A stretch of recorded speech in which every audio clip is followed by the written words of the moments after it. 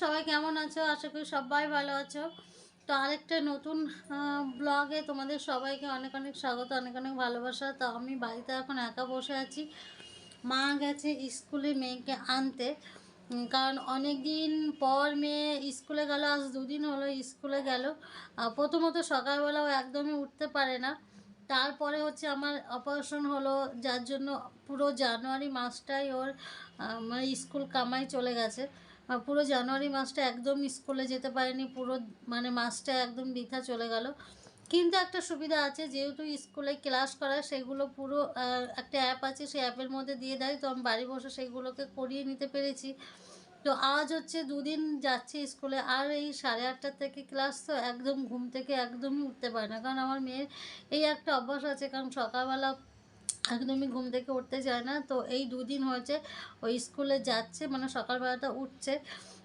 তো এখন গেছে মা আনতে।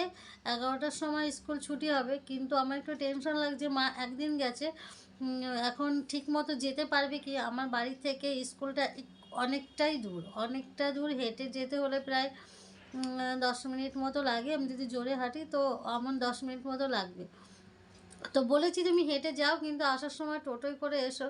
জানি না কি করবে, আমার ফোনটাও নিয়ে যায়নি মা, যার জন্য একটু টেনশন টেনশন লাগছে। যতক্ষণ না বাড়িতে আসবে মেয়েটা, ততক্ষণ আমার একদমই মানে মনটা অস্থির অস্থির করছে। আর যেহেতু আমি এখনও সেইভাবে বাইরে বেরিয়ে চলাফেরা করছি না, কারণ একটা জায়গা এখনও মানে 3টে জায়গা তো সেলাই করা থাকে, একটা জায়গা সেলাই করা না থাকে। তো দুটো জায়গা পুরোপুরি শুকিয়ে গেছে, আর দুটো জায়গা মানে যে জায়গাটা একটু গর্ত মতন আছে ওই জায়গাটা একদমই শুকায়নি। ওই জায়গাটার জন্য একটু রেস্টে থাকতে হবে বেশি দিন ধরে।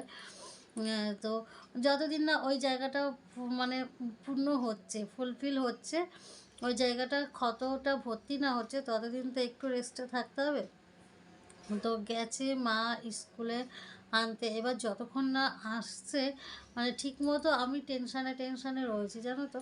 কারণ বাবু থাকলে আমার খুব একটা অসুবিধা হতো না, কারণ বাবু ওকে অনেকদিন আনতে গেছে। আমার মা অনেকদিন আনতে যায়নি, মানে মা একদিনও আনতে যায়নি। একদিন শুধু মাকে চিনিয়ে দেওয়া হয়েছে, এটাই স্কুল। এখন ঠিক মতো গিয়ে নিয়ে আসতে পারলে আমার একটু মনটার মধ্যে মানে মনে একটু ইয়ে লাগে, শান্তি পাই ঠিক মতো বাড়ি আসতে পারলে।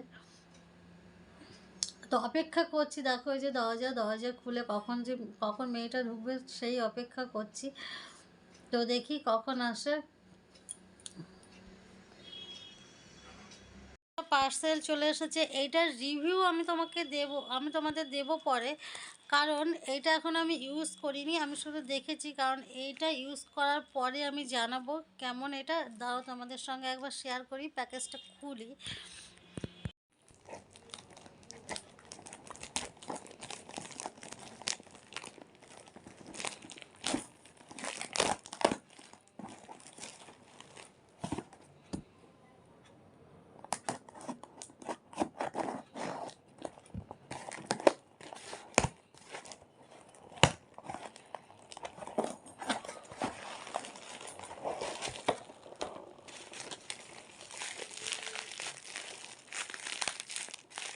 এগুলো ফাটাতে আমার ভীষণ ভালো লাগে। আমার মেয়ে যদি পায় না এগুলো ফাটাতে, ওরও ভীষণ ভালো লাগে। তো কার কার এগুলো ফাটাতে ভালো লাগে জানিও কিন্তু। আমার তো ভীষণ ভালো লাগে এগুলো ফাটাতে। দেখো পাওয়ার আগে মনে হচ্ছে সব ফাটিয়ে নিই, কিন্তু মেয়ে বাড়ি এসে যদি দেখে যে এগুলো রাখিনি, সব ফাটিয়ে ফেলেছি, আবার কান্নাকাটি শুরু করবে। সেই জন্য ওর জন্য রাখি, ও এসে ফাটাবে। আর এই দেখো যেটা অর্ডার করেছি,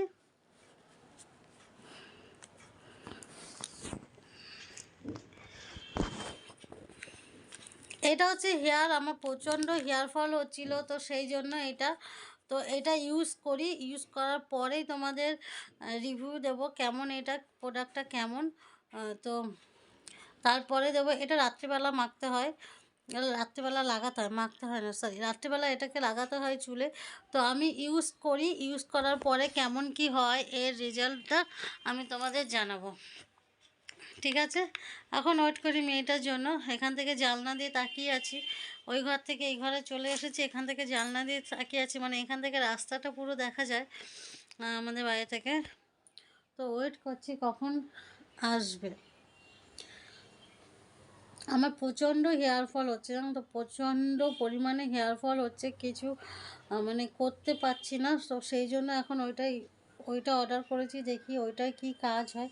ওটা যদি কাজ হয় ভালো, মানে পাই, তো তোমাদের সঙ্গে শেয়ার করব ওটা। আর যদি আমার কাজ না হয় তো একদম বৃথা হয়ে যাবে কেনাটা। চুল এত পরিমাণে উঠছে না, আর এখন শীতের সময় সেইভাবে কিছু করতে মন চাইছে না, একদম মন চাইছে না। তারপরে আমার আবার ঠান্ডা লাগলে কিছু মাখিয়ে, মানে কিছু লাগিয়ে মাথায় রেখে দেবো। তো আমার ঠান্ডা লেগে গেলে প্রবলেম আছে, কারণ কাশি হলে সেলাইয়ের জায়গাগুলো ব্যথা হয়। তো সেই জন্য এখন একদমই ঠান্ডা লাগানো যাবে না, যার জন্য মাথায় সেভাবে কিছু লাগাতেও পারছি না। তো দেখি ওইটা নিয়ে কি কাজ হয় না হয়। আর চলো এখন এই ড্রেসটা চেঞ্জ করে একটু নাইটিটা পরবো, তারপর দেখি মেয়েটার জন্য ওয়েট করবো, দেখি কখন আসে। আর জানো তো, মেয়েটা একদম কিছু খেয়ে যায়নি, ওই জন্য ভালো লাগছে, বিস্কিট দিয়ে দিয়েছি। আর আমার মেয়ের খাওয়ানোর ভীষণ প্রবলেম, বিস্কিট দিয়ে দিয়েছি, ও বিস্কিটটাই খাবে। যদি অন্য কিছু দিই, অন্য কিছু বানিয়ে দিই, চাউমিন বানিয়ে দিই বা রুটি দিয়ে দিই, কিচ্ছু খায় না। সেই জন্য ওইগুলো কিছু দিতেও পারি না। আর এতটা সময় থাকবে, তো ওর খিদেও পেয়ে যাবে, যার জন্য আমি বাড়ি আসলেই তাড়াতাড়ি ওকে কিছু খাওয়ানোর ব্যবস্থা করব। তো চলো এখন এটা ছেড়ে নাইটিটা পরে নিই, তারপর দেখি ও কখন আসে। তো আমি জানলা দিয়ে দেখছিলাম ও কখন আসে, তো এখন দেখছি ও এসে গেছে। মনটা আনন্দে দাঁতেই দরজা খুলতে গেছে। আর এই দেখো আমার আচ্ছা সোনামণিও চলে আচ্ছা এসেছে আচ্ছা স্কুল থেকে।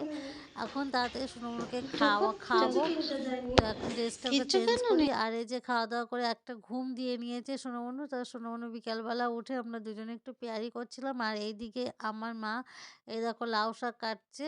তো লাউ শাক তোমরা কে কে খাও আর কিভাবে খাও আমাদের জানিও। আমরা তো লাউ শাক ভাজাটা খাই, মানে চচ্চড়ি যেটা বলে সেটাকেই খাই।